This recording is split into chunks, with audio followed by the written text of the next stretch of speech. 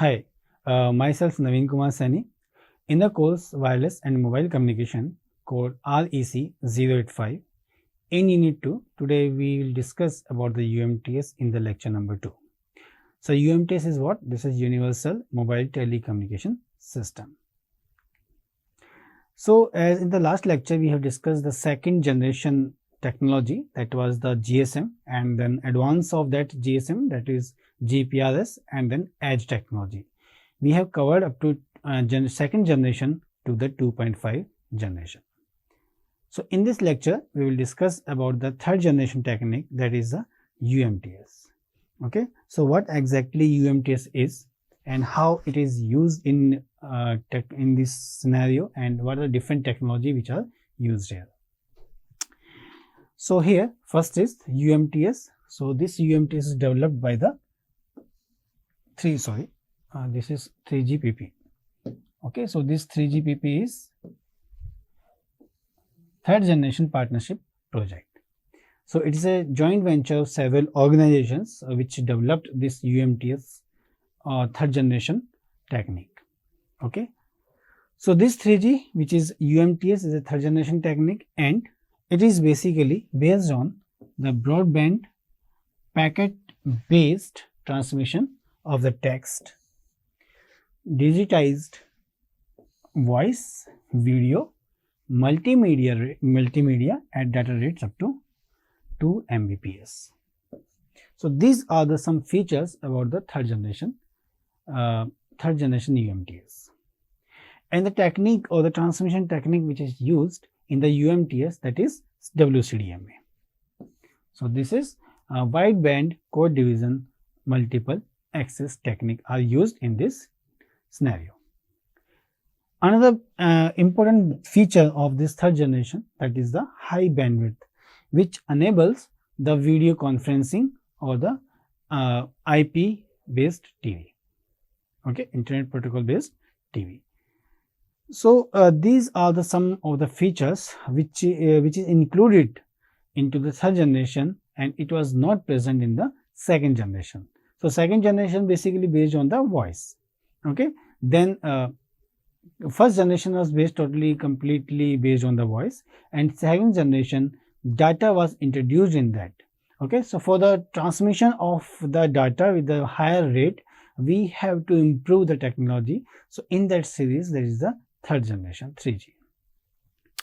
So, here computer and phone users can be constantly attached to the internet wherever they travel, and they are in roaming, okay, and will have the same set of capabilities.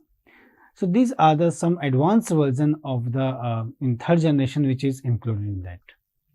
So, some of the features on which this third generation works, that is your FDD and TDD duplexing method, then frequency bandwidth which is of 5 megahertz, then chip rate which is approx 3.84 Mbps, and we have discussed about the chip rate in the CDMA system in the previous unit 1 itself, 1 and 2.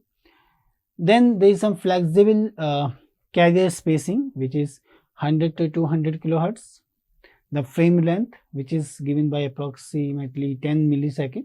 So, this is very important point, and it uses the BPSK. This is for the uplink, and for the downlink we use the QPSK technique. So, these are the modulation schemes or the techniques which are used for modulate the data, right. So, that data can be for your voice or it can be for your simply text.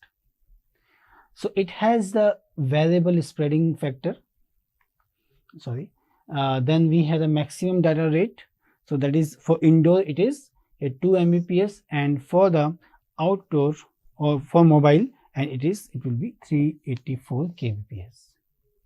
Then last, the channel coding, which is convolution code, is used in this technique, and turbo codes for the higher rate, okay, or for the higher data rate. So, these are some of the coding techniques or the for improvement of the data rate, the turbo code is used. So as we said in the last slide that it works on the FDD and the TDD system. So it shows that the FDD, frequency division multiduplexing, in which the two channels are used for transmitting the we use the two channels or the two carriers. So first one is the F1, this is for the uplink, which is from mobile terminal to the base station. Okay. Second is in the reverse, so these are up and this is reverse, so which is the F2 for the downlink. So for that the transmission is from base station to the mobile terminal. So this is the case of FDD.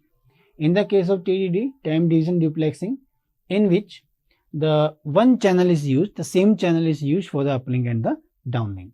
So here the one frequency is used for the in the case of TDD case, time division duplex, in which the for the uplink at one time slot, this will be used as uplink, and another time slot the same channel can be used for the downlink itself. Okay. So same thing is mentioned here, that the two modes of operation in the UMTS, FDD and the TDD, frequency division duplex and the time division duplex. So in the frequency division duplex mode, they are the two frequencies, as we said, which are used for one for the uplink and another for the downlink. And in the time division duplex mode, only one frequency, this is a very important point, is only one frequency is used for both uplink and the downlink. So one channel is used for the uplink and the downlink itself, but the frequency is divided into the time slots. This is very important feature of the TDD.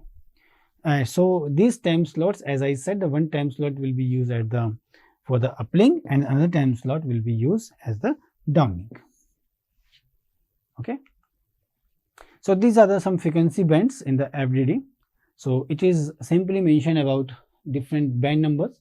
The band number 1, 2, 3, 4, 5, 6, 7, 8, 9, 10, 11, 12, 13 up to 26. Okay. So these are the bands, frequency bands for the FDD, and it is specified for the third generation partnership project 3GPP specifications. So the band number 1 contains the band of 5100.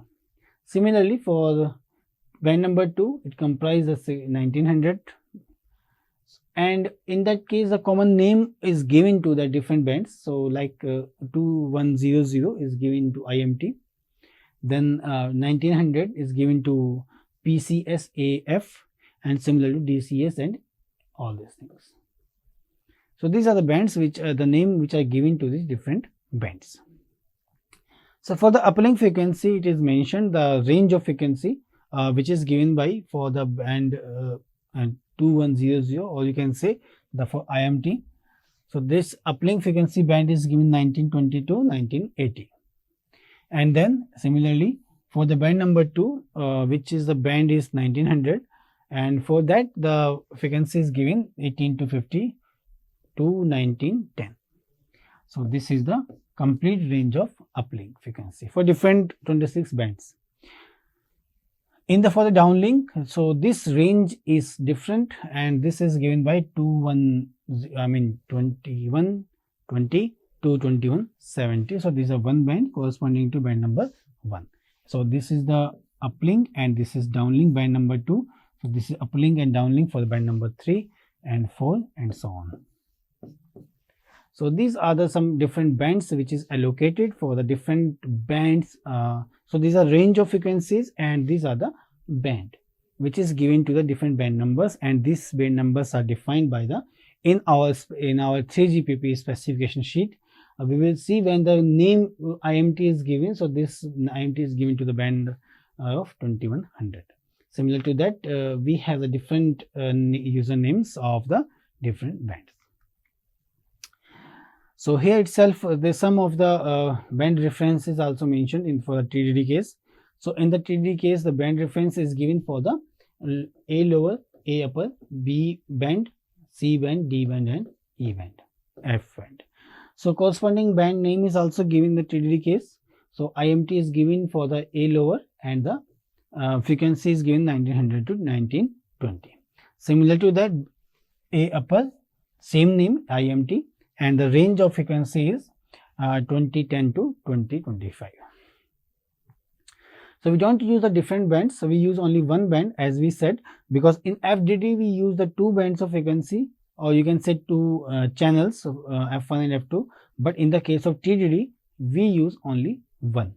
Okay, so F1 will be there. So F1 will be selected from the range from like 2010 to 2025, and here PCS, the frequency range is 1050 to 1910. So the frequency F1 will be in between the 1850 to 1910 or 1900 to 1920. So this frequency will be observed from the different bands, the range of the band. Okay, so similarly different bands are given and corresponding frequency range is given. So the one frequency range will be given here. Okay, so one frequency will be selected from these bands. So there are some specifications and regarding to the parameters. So in that in the 3GPP, the 3G UMTS. Okay, so you must know the difference. 3G is a third generation and 3GPP is a third generation partnership project, where the different organizations are collaborated and they started the giving the specification to the different, considering the different parameters. So first parameter is like a maximum data rate. So corresponding to this maximum data rate is 2048. So this is the range, low range, and this is urban and outdoor. Okay, 384. So there are the different environments. Okay, so in which the data rates can be observed. Okay, sometimes we can say these are some free space, but this is not practical. Okay, but if we talk about the indoor environment, just like in the room, if I'm standing here, so this environment is different. If I'm in one room of any building, okay, when there's so many obstacles are there, so there's a different environment. If I'm outside under the sky, so there's a different environment. Okay, if I'm in the village, rural area, so there's a different environment. So in different environments, there are different data rates can be observed. So here low range is given 2.048 Mbps, and for this 384 kbps urban and outdoor. RF channel bandwidth, so as we said, this value will become 5 MHz. Okay, so this is the RF channel frequency. Then multiple access scheme which is used, that is CDMA. Okay, and duplexing scheme which is used, duplexing schemes, that is FDD and TDD. So this is very important in the third generation. So the transmission scheme is used, that is CDMA scheme. There is no use of TDMA or FDMA like that. So these are some of the parameters. So now there is the architecture of UMTS, which also comprise the user equipment, UT-RAN, and the core network, and along with it there is the PSTN and internet, outside world infrastructure. Okay, so in that the MSC, mobile switching center, is also there, so which serve the ME, mobile station. Okay, which is current location for the circuit switched service. Then GMSC, gateway MSC, so which serve the UMTS, where it can be connected to the CS network. Then HLR, VLR, home location register, and VLR. So it also comprised the architecture of GSM itself, and explored or the advanced of GSM architecture is the UMTS, you can say. That is your GGSN, gateway servicing GPRS support node. So that node is accessed by the your packet data network, and it contains routing information for the PS attached users. Okay, then we have the SGSN. So the full form for this SGSN is serving GPRS support node and router, which is basically used for the packet switched services. Okay, then we have the node B, just like the base station in the case of GSM. We have the node B in the third generation. So this 3G base station handles radio channel multiplexing or the demultiplexing of the data, right? Then we have the RNC itself, which is included in that. So this is the radio network, radio RNA controller, so which comprise the complete architecture of the your UMTS itself, right? So then first point in that is the user equipment. So in that, so as we are very much aware about this user equipments, that is nothing but this a mobile equipment, and here it comprises also the Universal Subscriber Identity Module, that is USIM. Okay, so mobile equipment, as we have our mobile phone, so we have the functionality of our mobile, and what are the basic thing in the user your mobile equipment that is required for reliable data communication, so that we can transmit and we can receive the information correctly, and signaling messages which transfer through the radio interface.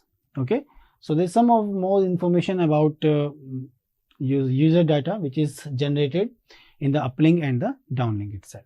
So the processing will be occurred through the mobile phone and also in the base station, right? So there is some of the information about the USIM, which comprise your personal identification number, the PIN number, the preferred languages which you can select according to your understanding.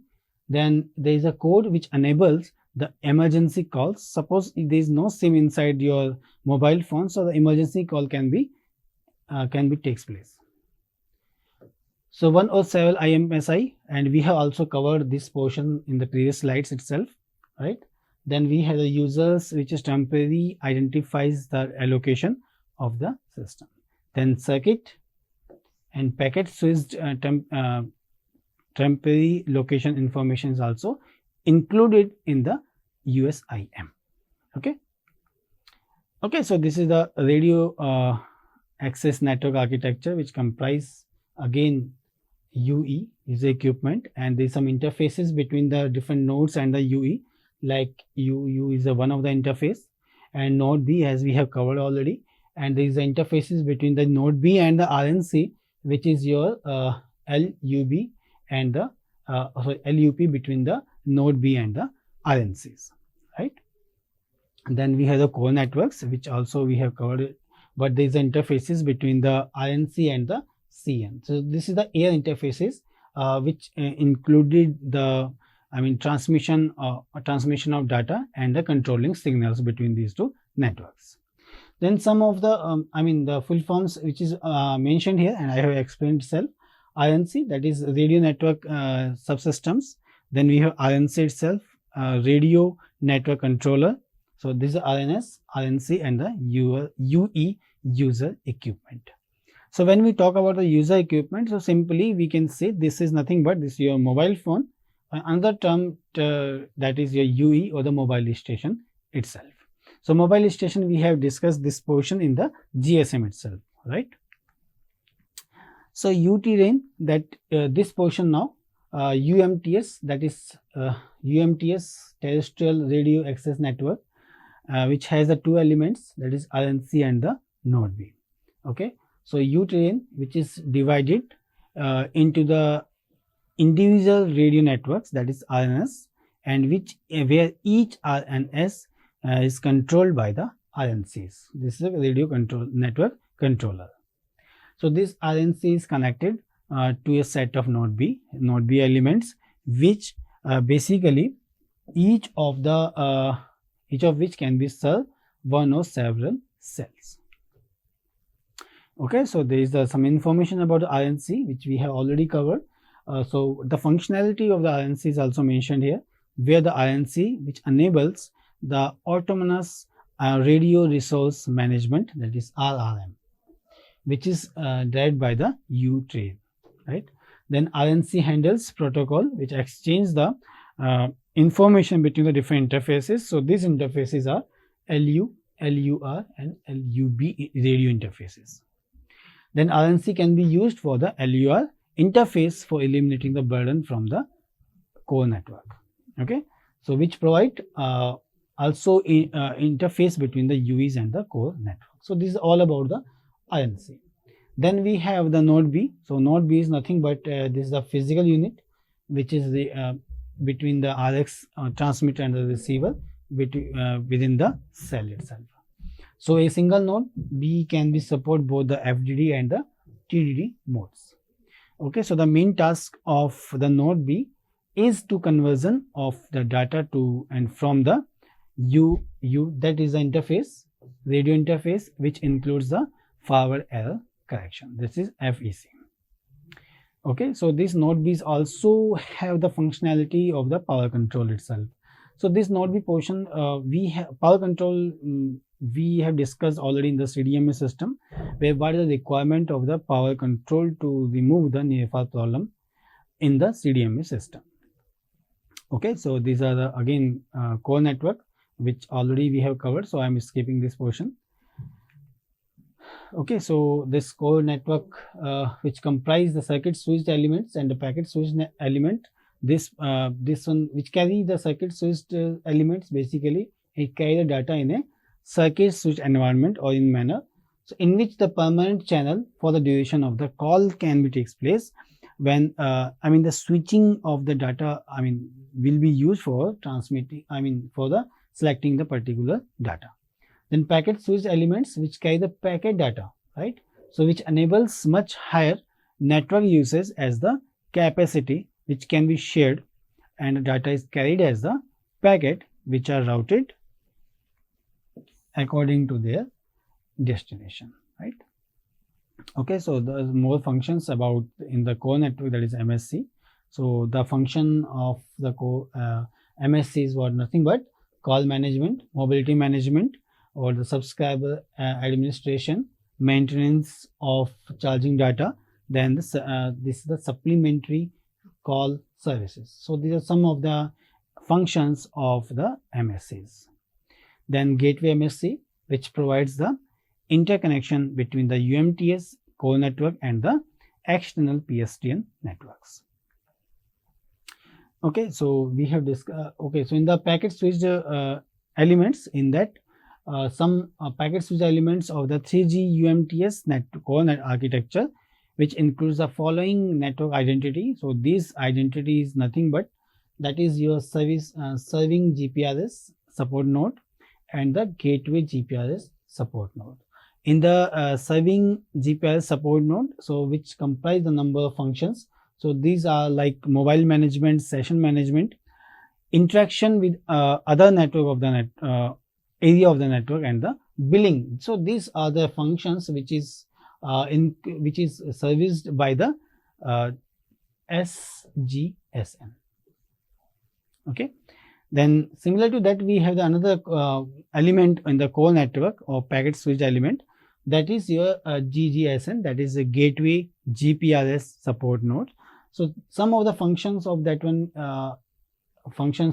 is because this is the central element in the UMTS, so it handles the interworking between the UMTS packet switched network and the external packet switched network. So this portion, this element is